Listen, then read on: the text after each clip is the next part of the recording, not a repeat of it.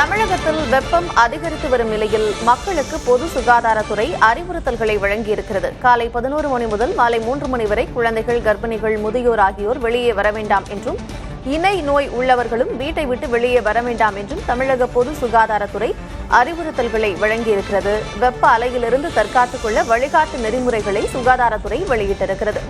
நாளொன்றுக்கு குறைந்தபட்சம் 2.5 லிட்டர் தண்ணீர் குடிக்க வேண்டும் என்றும் அறிவுறுத்தல்களை வழங்கியிருக்கிறது.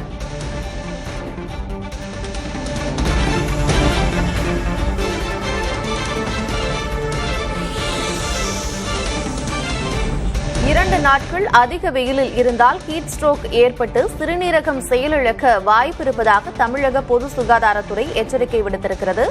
மேலும் இதற்கான அறிவுறுத்தல்களையும் வழிகாட்டு நெறிமுறைகளையும் வெளியிட்டிருக்கிறது. இளநீர், பழச்சாறு, தர்பூசணி, நுங்கு என்று சுத்தமான சுகாதாரமான குளிர்பானங்கள் அருந்த வேண்டும் என்றும், உடலில் சூடு, எரிச்சல், வாந்தி, மயக்கம், தலைவலி ஏற்பட்டால் உடனே மருத்துவரை அணுக வேண்டும் என்றும் சொல்லியிருக்கிறது.